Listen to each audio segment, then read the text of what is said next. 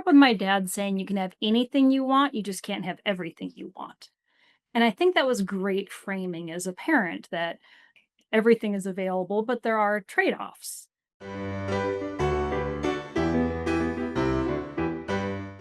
Good afternoon, everyone. This is Gretchen Rowe for the Demi Learning Show, and I am so delighted to welcome back my dear friend Kelly Noah. Kelly and I, this is our third conversation together. Each conversation has been wildly different. I'll link the other ones in the show notes because I think you'll find the depth of experience that Kelly brings to these conversations.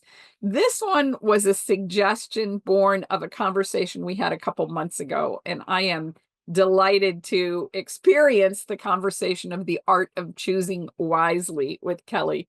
Kelly, I'm going to let you introduce yourself and then we'll get started in earnest. Great. My name is Kelly Noah. I am a homeschooling mom in Minnesota. I've got two boys who are 14 and 12 already. It's a really fun age. And I also work full time as a financial advisor for a small firm in the Minneapolis area. So it's a lot of fun to weave together what we learn about helping people professionally, what we learn as homeschooling parents, and what we learn from having friends like Gretchen. Well, I also have to say, in all honesty, when I met Kelly, we were at the Mache, Minnesota conference 2 years ago. And it was a serendipitous conversation because we had a lot of things to talk about. And the more I got to know Kelly, the more I found that she had to offer the homeschooling community. Everything from working with gifted and talented kids to working with children who learn differently and how to reach them the best. I've been really excited about this conversation because I've seen some of the materials that Kelly has prepared for her financial enterprise, and I think you'll be blessed by it. Let's begin talking about you can have a lot, but you can't have it all. How do we address that? What are your Oh, first thoughts? that's a big question. And it's something we've come to, I think, just through life experience. We grew up with my dad saying you can have anything you want, you just can't have everything you want. And I think that was great framing as a parent that everything is available, but there are trade offs. And we have to be aware of those trade offs. And also, when we learn economics, we learn the same thing. Um, but one of the things we've kind of come to discover as we work with people over the years, and I'm not here with my financial lens on, I'm here with my coach lens, but that sometimes we fall into seeing life in compartments and we expect each compartment to serve a job too tightly. So sometimes we look at life as your learning years, and then your working years, and then your fun years, Mm. and we try to fit too tightly into those, and it spills over into frustration into the others.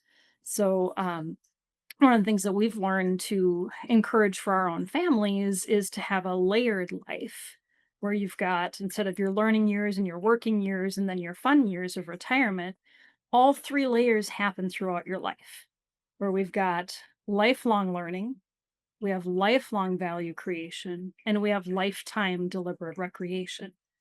And those things will look different through different stages, and sometimes one will be bigger and one will be smaller, but we're not trying to live in tight compartments and doing an all or nothing with be.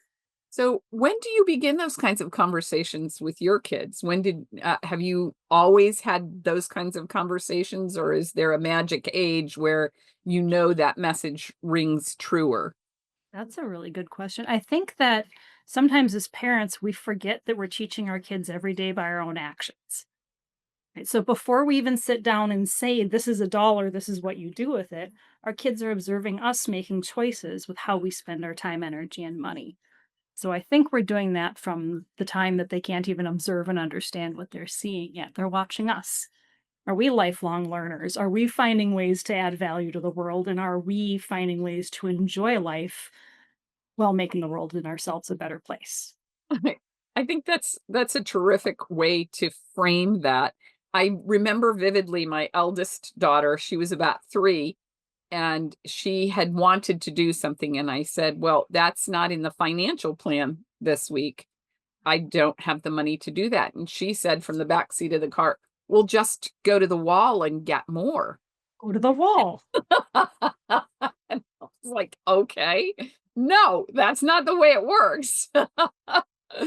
Now that same kid bought her the coffee shop she'd worked in from the 14 to 18 when she was 19 years old. So, we did teach her some financial skills, and she applied those liberally as a young adult, and graduated college without any debt. And I was proud of her for that. So, The girl, and you hit on that, that we are just authentically teaching our children all the time, whether we intend to or not. yes, definitely. So, how do you discern the good from the better? Ooh. Say more. Well, in what you said is that your father taught you that you can have anything, but you can't have everything, if I'm requoting what you Yeah. said correctly. So, how do you discern from the any and the every, and teach your children to make wise choices? How did your dad do that for you? By being a great guy, by me being a lucky kid. Good question. And I think that part of it, of course, is going to start with your own family values, right? Whether you have family value statement, virtues through your church, any of those pieces, those principles will underlie all of your family's decisions. And then we add on to recognizing that each stage is for something different. And each kid's stage and adult stage will be different based on their own needs. Like you and I were just talking earlier about how this summer, my kids need a lot of camps. Right? Some summers, they need a lot of free time. This year, they need a lot of time away from the house with other adults, other kids, not each other and not me. So we can recognize that we have this virtue and value of paying attention to what our kids need and doing things that they enjoy that are also good for them. And when did you come to that conclusion this year? Was that like January or the last 3 weeks? For this year, it was very apparent with our kids that as we went through our homeschooling year, the part that wasn't overfilled was time with more kids and time with other adults. So as we were planning fall, we could see what was different from the prior year and build summer into that. And the beauty of being a homeschooling family is you get those summers that are a time that you can fill any way you need it. Sure, sure. That's, and so did they, equally acknowledge that they needed time away from each other? I think they acknowledge that every day, um, in the best possible way. And Well, all that's because part of that is they're boys, Mhm. and the ages they are makes them naturally more competitive with each other as well, so Absolutely. So I think it's something that families who talk a lot will understand. And when we key into each other, we understand, just like we know with each other through a week in our household. Does somebody need a little extra grace? Does somebody have a little extra capacity? Is somebody chomping at the bit to get out? Is somebody trying to use any excuse to not go out? We listen and we pay attention to ourselves and our loved ones. And I think that that can be done um, pretty authentically. I think that's awesome. Again, yet again, I think I would have learned a great deal had you been my homeschool mom.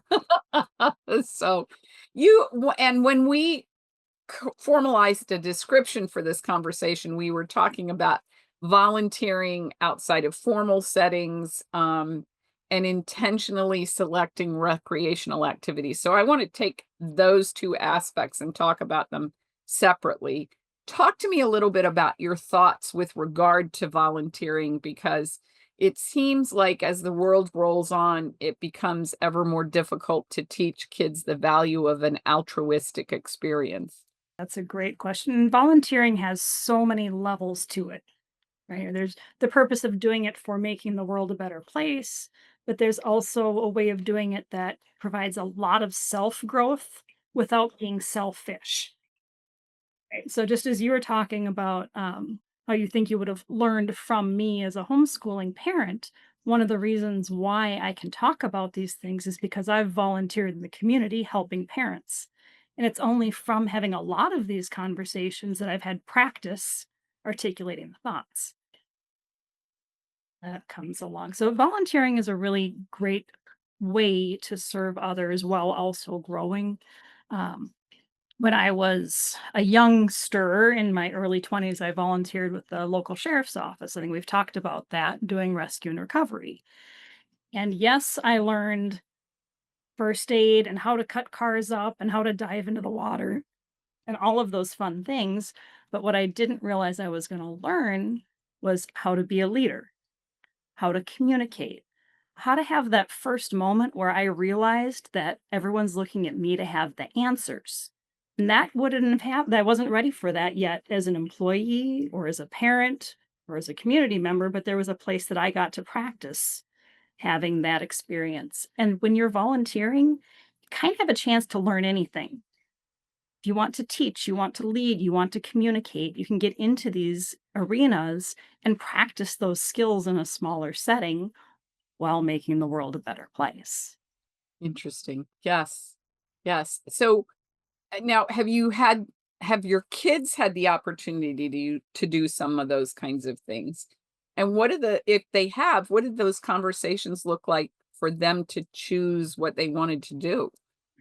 I think, especially with the younger folks, it's useful to start in an area that they already know well, rather than pushing them into something unfamiliar and saying, you're going to learn this organization and learn this idea and learn the skill. Take what you already do well. Just it happens very naturally. My boys are both in karate, and at their studio, you're a student, and then you're a student who also teaches for free Right. before becoming an instructor who is paid. So having this opportunity for them to see younger instructors as they're a younger student and then move into that progression as well. Or my younger guy has gotten into speed cubing, Rubik's Cubes. And there's actually a developed program here in the Twin Cities where the kids who compete in speed cubing, they get to go be mentors at Rubik's Cubing summer camp programs at our community centers. Can't imagine Right? what that is like. It just is outside the realm of my expertise. I mean, I'm lucky if I can get two colors to match on a cube before I'm like, nope, I'm not Oh, interested I'm good. anymore. And then what these programs do then is teach kids that these organizations aren't there just to serve them. They only happen because people are serving in those organizations, and those organizations need them. So all of these pieces come together, and then they get to peek behind the curtain. They get to understand how organizations run. Right? By all of the places I've volunteered and served, I'm not just learning about what the organization does, but I might be using a different communication channel, right? I might use Zoom, one might use Teams. I might need to lean into texting, I might need to lean into email, whatever these things are. We learn all of these organizational, operational skills that we don't realize we're practicing until we encounter it again later. Right? Sure. I learned a lot about how government works. Two of my boys did volunteer capacity positions with companies where they thought they wanted to learn a trade. And so they started as a volunteer and they were really willing to both of them put in more than a year's worth of time before there was any conversation about financial compensation. And then they ultimately stepped into apprenticeship programs with their organizations. And so I, the hard conversation is to recognize you're going to have to put in time without compensation. And somehow our kids seem to have evolved in a lot of instances that they should be compensated for everything they do and handsomely. So so how do you take that conversation and break it down to understand that there's virtue in volunteering your time before there's a compensatory aspect? I think a lot of that comes down to paying attention to the own messages we've been telling our children, both through our own actions and for others. They watch us do the math with our time. They watch us do the math with thinking about job changes and the like. So, how do we help them see that that's not the only way of doing the math Mhm. and talking about the world needing their value? Yes, I understand the volunteer aspect of karate. We went through that same experience with taekwondo here in our household. So, there's enormous advantage to being able to put yourself in the role of teacher while you are still learning, because that's a different experience. experience. It is. And also, we can come a little bit out of the altruistic side and into just the general unpaid side, in that it doesn't have to be a structured outside organization where you're stepping into their mold. Right? I'm saying volunteering, but it can look like a lot of different things. My mother has beautiful gardens. She's a talented gardener, and she gets people knocking on her door saying, "Hey, can I come work alongside you for a summer and just learn what you know?" Right? So putting in the work to get what you need, or there are some kids who do a great job of leading gaming clubs or informal sports clubs with their kids. So it can be a different kind of service that's not under a 501(c)(3) umbrella, and we just say, "Hey, wait a minute, I've got 5 other kids in my neighborhood who wanna play tennis, but we're never there at the same time. Can I arrange a tennis club in my neighborhood?" And I can learn communication and organizations and learn why organizations end up having policies about things you think there would never need to be a policy for. Yes, yes. It becomes an enlightening experience when you learn that not everybody thinks the way you do, which is kind of amusing and sometimes kind of very frustrating as well. So, And then the volunteer organizations can be something that endures through the life stages too. Right? You leave high school, you go to college, you go to work, you change jobs, you change communities that way. And having a volunteer thread can be a more stable piece along that. I was thinking about it this morning on the drive into work. I think most of my adult friends I know from volunteering, not from work. And not everybody's the same, but when I think about that's really interesting. I've never quantified it that way, but I think you're right. Because I have to say the same thing. Most of my friends post college have come through, whether it was participation in a homeowners association or participation in a community project or a women's organization. All of those have been volunteer oriented in some capacity. So, what are your thoughts about teaching your children to advocate for themselves as they volunteer? One of the hardest conversations I had this past weekend at a conference was talking about parents seeking an opportunity for an internship or a volunteer position for their kids. And my saying they need to be engaged in that process. You calling and saying, "Hey, I want my son to volunteer with you," does not have the same impact as your son calling. So how do you feel about that? How is that reflected in your boys?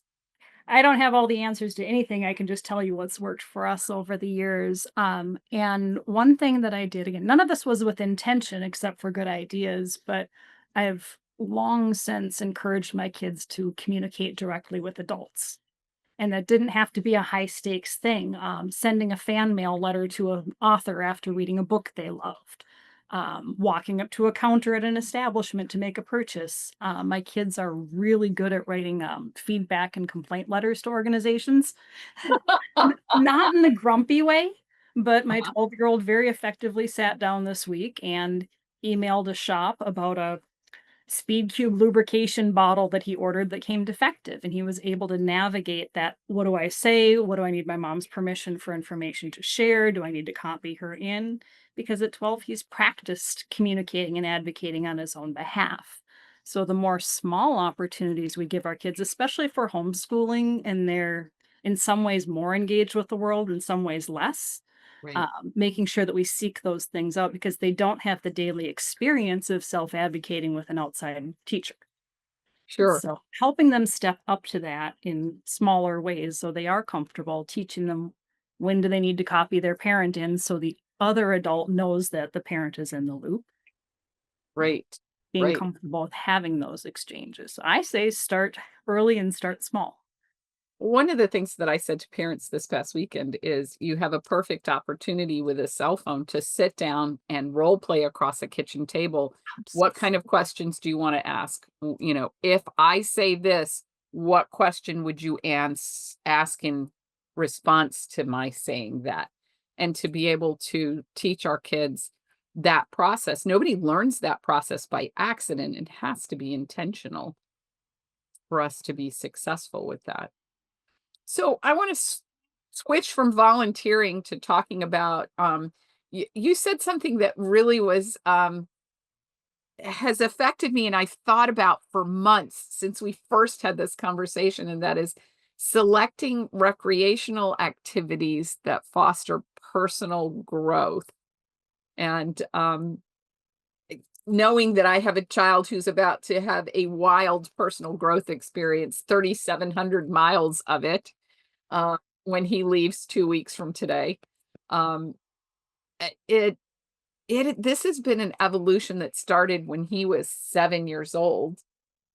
He's 26, and now he's getting to walk that out, and so, um, hiking the Continental Divide Trail is no small feat. It's going to take all of his energies for all of the summer, and, watching him plan for it has been fascinating. So how do you all choose those intentional recreational activities? What does the Noah family like to do? I think we need to learn from yours. Uh, when we think about, yeah, deliberate recreation is the term we sometimes use, and that's enjoying life in ways that are good for you. Part of that is leveraging efficiency, in that there are only so many hours in the day, so many hours of the week. And we talk about wanting to have it all, but we can't.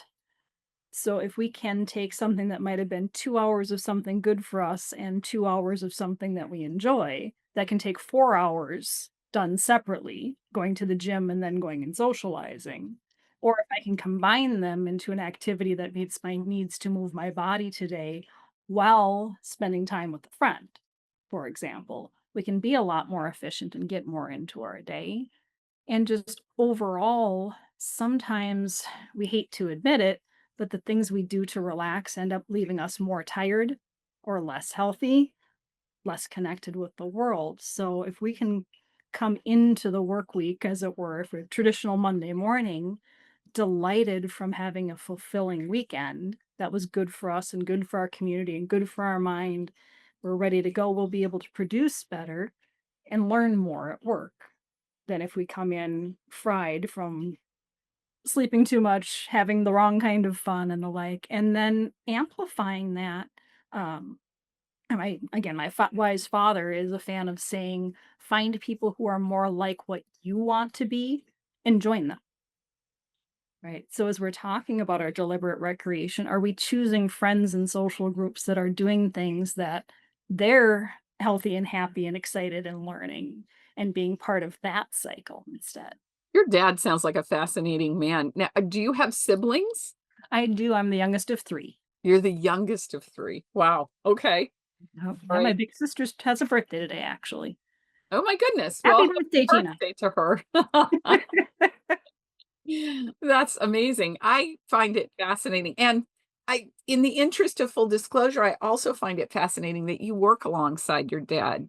So he must have been a very special man to be able to create that relationship, and you've done this now for how many years? Been with him for 20 years. Wow. A long Wow. time. Yep, and as we talk a little bit, we're talking now about, career paths for young adults and such. I think one of the reasons why it worked for us is that I didn't grow up planning to work for him, and I didn't start out working for him. We had a friendly relationship work-wise, and I would help as kids do help their parents with their various jobs. But I went out and got my own education, cut my teeth in the corporate world, and then only when time came that where I was in my career and where he was in his business, that it worked for us to put peanut butter and chocolate together, then we did it. And I was able to come in as an adult with my own experience. And I think there's something to be said for that. We often see in the homeschool world when the first generation, the founding generation, is reaching the point of retirement. Often their children don't want to come alongside them and pick up the reins of the business. So this was a dynamic I hadn't really thought about until I was at this conference a week ago, and how many vendors I spoke with who were like, "Yeah, we're approaching retirement, and we don't know what's going to happen to our brand and our business because our children don't want that." So Big question for it a is, lot. it is And indeed. And the beauty is that where we start on our career path doesn't need to be where we end, right? It's Yes. we put a lot of pressure. My father says it's not always a good idea to take career advice from an 18-year-old, right? I wasn't as smart as I thought I was back then, but I sure knew I didn't understand what the rest of my life was going to be like. But you know what? I will also wager to bet that you were probably more mature at 18 than a lot of the average 18 year old Thing women, because you had the opportunity to have these conversations with your dad, he did, and and he he did impart also some wisdom. gave me grace in that I had finished high school, and I actually turned down a 4-year private school scholarship and took a break and entered the workplace until I had an idea of what I wanted. And fortunately, 10 years after graduating from high school, I had 10 years of work experience plus a master's degree, which I'd worked on as I went through it. But again, he was giving me the grace, as the rest of my family did, to seek things out on what didn't look like the perfect path. And you know what? It turned out okay. Talk to me about that, because particularly with a scholarship opportunity, there's a lot of pressure there then to walk that forward. So, how did 18-year-old Kelly have the wherewithal to know that she needed a little bit of life experience before pursuing academics? I wish I could say that it was all with a great amount of knowledge and wisdom. And, looking at it then and looking back, I can only say that it looked like a bad decision, but it was also the only thing I could do at the time. I'd been top of my class through public school, but I'd gotten sick my senior year and I was burnt out and I was just done and I didn't know what I was doing all this for anyway. And I ended up taking a break and it all worked out just fine. Um, and I was also independent at the time. So had my parents said, "This is fine, you can just stay in your room and come out when you're ready," as it were, I don't know if it would have been a successful experience, but what I had chosen at the time was to go out and support myself. And then, because I worked with good people who encouraged me to learn more, who encouraged me to work more, who encouraged me to learn something different, I was able to work through that path at my own pace. There was some luck involved, absolutely, but it did work. But you said something interesting that I want to revisit in a little bit more depth, and that is you didn't know at 18 where you would be now at 28, wh- or whatever. Um, but wh- I think the baby boomer generation was educated that it was a gold watch experience. You know, you were going to start working for one company and you were going to stay there forever. And it was reinforced for me how much the current generation has moved away from that. In a conversation I had with my 19-year-old, he's in the second year of an electrical apprenticeship. His goal is to finish that, but he said, I don't foresee myself being an electrician all of my life. I foresee myself as gaining this skill set, and it gives me something to fall back on while I explore other opportunities. And I was shocked. He had never said that to me before. And I thought, wow, yes, that's quite a change from the way I was educated. You know, it was take a career path, find a good organization to work with, and stay there forever. And I think we need to have those conversations with kids today to recognize that that kind of capacity does no longer exist per se in society. And there are plenty of kids who have a vision, they want to be in an industry, and they go straight from high school to college to the workplace, and it works beautifully. Um, but I also think that, have you read Dedicated: The Case for Commitment in an Age of Infinite Browsing? You made me do that. Good. It's a fantastic book, and that it describes this fluid environment that our kids are being raised in, where our baby boomer parents could see, if I'm a doctor, my life looks like this. If I'm a carpenter, my life looks like this. And these younger kids today are seeing this fluidity that they can't picture what life looks like as this, that, or the other thing. So helping them use these years to build skills and think of the world around them is very useful. And I mean, if you raise a child who learns wherever they go, they will learn wherever they go. Right. And I think homeschooling tends to foster that a little bit because we do provide the latitude of, oh, you don't like how you're learning these materials. I mean, I still talk about the last time you and I had a conversation about you evaluating periodically the materials you had chosen for the year and deciding with your how did you say it? The boys didn't uh, they provided input to your decision making, which I Right. think is really brilliant. In other words, they didn't drive the train, but they told you how they felt about things, and you took that into consideration as you changed direction during the school year. Made an informed decision, it may be. Right. Yes. But then sometimes as homeschooling parents especially, we can overcorrect on that and Mm, only have our kids doing the things that are good for them. And one of the textbooks my kids used this year was not for the purpose of learning the content.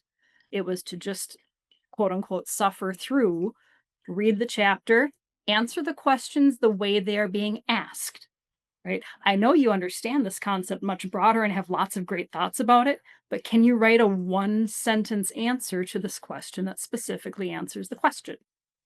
Right? And teaching them that skill because they will need that in the workplace. Right? absolutely. Sometimes you're being paid to be creative and a great thinker, and sometimes a very specific task needs to be done. So making Yes. sure we have opportunities to learn to deliver the deliverable. Yes. I think also, particularly in the homeschooling community, we have embraced the idea that we all have different preferences in how we learn.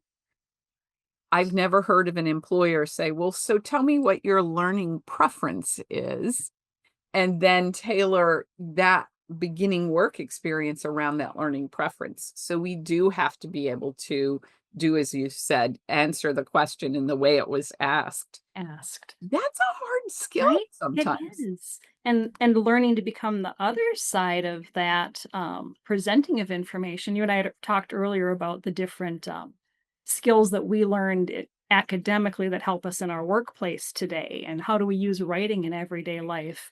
And, I've learned that as a communicator, I can't communicate in the way that's best for me. I need to communicate in the way that's best for my audience. Right. So you're talking about as learners, we're often presented information in the way that's best for us. But then as workers, teachers, parents, we need to learn how to present information in the way best for the other person. And that's a big part of growing up is to shift that mindset from one to the other. So helping our kids see that this happens and not expect that for my entire life things will be presented to me in the way I best receive them. That's really Yes. a great skill for your kids. It is a great skill. And sometimes that's a hard lesson learned. It has to do a little bit with prefrontal cortex maturity, and it has to do a little bit with experiencing how to learn in different capacities. I love the fact that how did you say that they went through this book this year? They suffered through it. But that was the role of the book, and articulating with our kids what we're looking to get out of an experience. If they can't always read their minds, and they might only hear what we're grumbling or joyously prattling about. But to be able to be just like with emotional intelligence, right? We've taught our kids to watch us say, I'm frustrated because, I'm happy because, you see this look on my face because I'm concentrating, not because I'm angry with you. Whatever these things are, we learn to articulate these things to our kids with feelings. Doing that as well with our own motivations that they can't see behind the curtain is very Sure. Sure, absolutely. So, in the financial services industry where you Mhm. are, you still have to do um, a great deal of writing. Absolutely. And I think sometimes, particularly as parents, we make a misapprehension that if you're in the financial services industry, you're working just with money or you're working with numbers. And I want particularly high schoolers to recognize you need a complete skill set. You don't need a singular skill set. You've learned that very well. And with my job, I need to not only The numbers are there, but the numbers don't matter if people either don't understand them or they don't match up with people's feelings or people's needs. Mhm. My job is to bridge the numbers to the person and the person to the numbers, and learning how the high school papers I could have written that were really, really long and full of really, really big words that were impressive and had a lot of research, that's not useful in my job, right? Short ideas that match what a person's looking for is what matters. And somebody can come to me and say, I have a question about this, and I could give them a whole book of information, but it might miss the mark. So I need to be a listener before I'm a communicator. I love that. Listening before communicating. And, that's probably one of the most sophisticated skills we have to teach our children to be able to do. And that is a mark of maturation, is it not? It is. And you communicate all day, every day, professionally and personally. And what didn't you know back then that you know now about communicating? Oh, reams, reams and reams and reams. In fact, the book that really changed my perspective about communication was a tiny little book by an author named Joyce. I think it's Joyce Heatherly, and it's called Balcony People. Maybe 100 maybe 100 pages. But I loved this book because it taught me that by raising others up, we raise our own attitudes and our own feelings of self-worth, and, it was just an enormous game changer, and I made every one of my kids read it. They hated me for it in high school, and then several of them have come back to me later and said, "Could ya find me that book?" So Something else to learn from it. yes, absolutely. So Kelly, as your children begin this path of growing separate from you, because that's what we really want to encourage our teenagers to do, how are you encouraging them to explore the world and with the mindset of lifelong learning? Are you guiding them down certain paths? Or are you just having conversations about what is possible?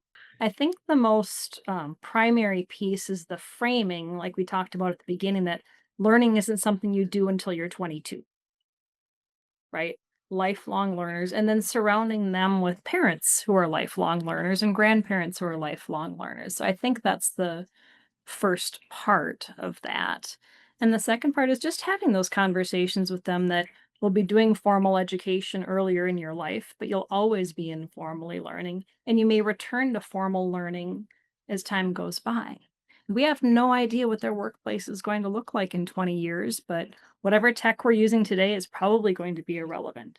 I think you're right about that. I think AI is going to make huge changes to the workplace, and our capacities are going to be in our abilities to adapt and change rather than being strictly knowledge based or skills based. I think it's And going to that's part of the fun of raising these kids to thrive in an AI environment is the world will always need canyon jumpers. It will always need dot connectors, right? It'll right, need these people who can say, wow, this technology is being used over here. What if we apply it over here? right, Right? You may right. be in a specific industry, but what you understand about other industries will be very useful, and only an innovative thinker can connect these dots in a new way. It was interest. I had recorded a conversation last night with Duncan that we will air later this summer, talking about how he used AI to plan this trip. And he used it to plan everything from his physical workout to what he was going to pack to when he first told me about it, he called it potential catastrophizing. And I said, "Would you explain that to me, please?" And um, well, he said, there were things that happened when he was on the CDT 2 years ago that left him with lingering doubts about his own abilities. So he tasked AI with setting up situations to um, scenarios that he would then have to respond to. Here's how I would handle that. And Yeah. then the AI would evaluate what he missed and what he did correctly, which I thought was really fascinating. And I thought That's was really an interesting way to plan. It would never have occurred to me. And this is a guy who's in cybersecurity, but is very leery of things that are technologically related because he's very private. So to learn that he had used this in that capacity was pretty fascinating. interesting. And we can raise these kids to stay current with information and understanding the world around them and having good data sets to mark against, as it were. Minnesota has a population of about 6 million people. And if I hear a data set that talks about them having 100 million people, it needs to jump out in my head as something's not right here. Or if I hear something's 20% off and it was $100 to start and now it's only $30, it needs to catch our attention. So, raising our kids to have a good data set to rely on and the ability to do quick checks is really useful so they can as they're putting together pieces across industries they don't know, they can see if things pass the sniff test. I like that. Ye Teaching them how things should pass the sniff test should be a goal for every parent, whether they're homeschoolers or whether they're any other form of educators for their kids. Kelly, I can't believe we're at the top of the hour. What closing words would you have for our families before we conclude today? This has been such an interesting discussion. has been fun. I'm so glad you've asked me to have another one. I would just say for our parents to trust themselves and to see that they're living as a role model every day and know that their kids are learning. Lifelong learners are the way to go. I like that. I like, that is one of our core values here at Demi Learning is to raise lifelong learners. And uh, I think once you stop learning, you stop living. And so it's an important thing to keep. I want to thank you so much for spending this time with me today. It has gone too quickly again. Thanks again, Kelly, for the time spent. It was a pleasure to share this hour with you. Thanks And for having me on. thank you to everyone who joined us today. I hope that you found virtue in the conversation that we have had. Thank you for trusting us to come into your living rooms. Take care, everyone. Have a wonderful afternoon. Bye bye. Thanks again for joining us. We're glad to be a part of your educational community. You can help us grow our community even more by rating, reviewing, and subscribing to the show wherever you may be hearing this. Don't forget that you can access the show notes and watch a recording at demilearning.com/show or on our YouTube channel. We'll see you again next time. Until then, keep building strong foundations for lifelong learning.